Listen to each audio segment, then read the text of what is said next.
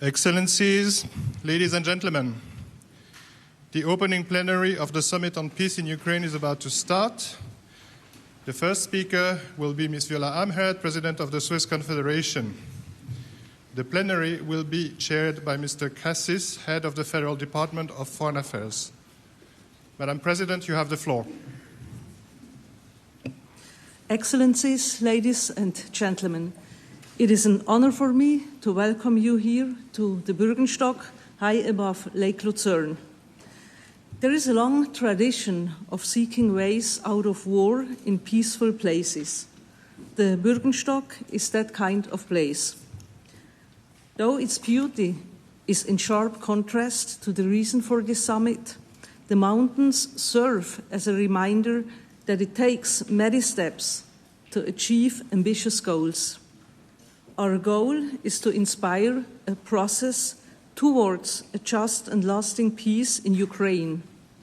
Of course, we are aware that there is a long path ahead of us. We are under no illusion that we will reach a conclusive understanding at this summit. But we can come closer to reaching such an understanding word by word, proposal by proposal, step by step. Excellencies, ladies and gentlemen, the past 28 months have made it clear that the war in Ukraine has far-reaching repercussions for international order, for those in the areas directly affected by the hostilities, and for the lives of millions of people around the world. We all have an existential interest in ensuring that international relations are based on rules and on respect for international law and human rights. Switzerland is a partner for peace and dialogue.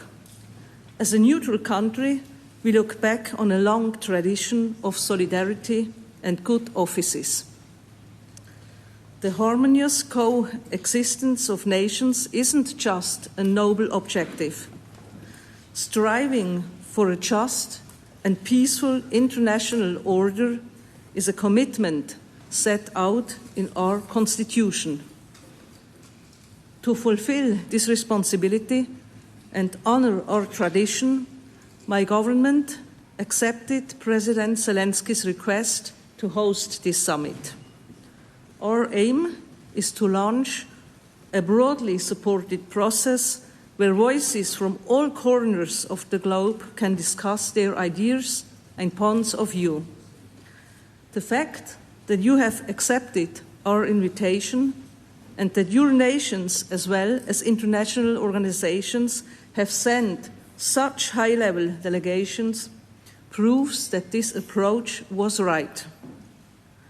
Although our objective is ambitious, it is in the interests of everyone here to commit to this ambition. Excellencies, ladies and gentlemen, we are all aware that a peace process without Russia is inconceivable. A lasting solution must involve both parties. As an international community, we can help to pave the way. That is why we are here. At the same time, we are aiming to achieve real progress on specific issues. With your support, we have defined 3 issues of global impact that we will discuss in our working groups. These are nuclear safety, food security, and the human dimension of the war. Our most important goals for this weekend are to inspire a process leading to a framework for a comprehensive, just, and lasting peace for Ukraine based on international law and the UN Charter.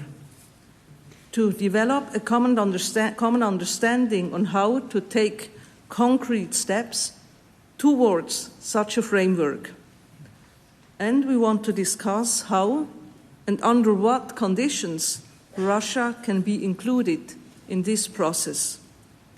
It is essential that so many of us use this summit to express our support for a peaceful process, for a process beyond any armed hostilities.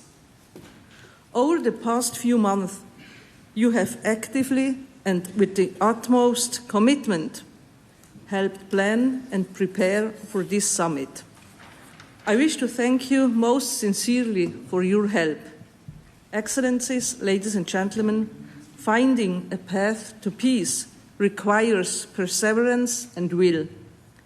It requires effort on all sides.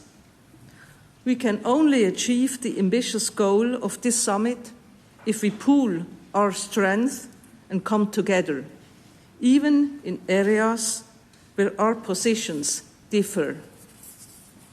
Here on the Bürgenstock, we will all be making that first crucial step. It is up to us to make sure it is followed by a second. Thank you very much.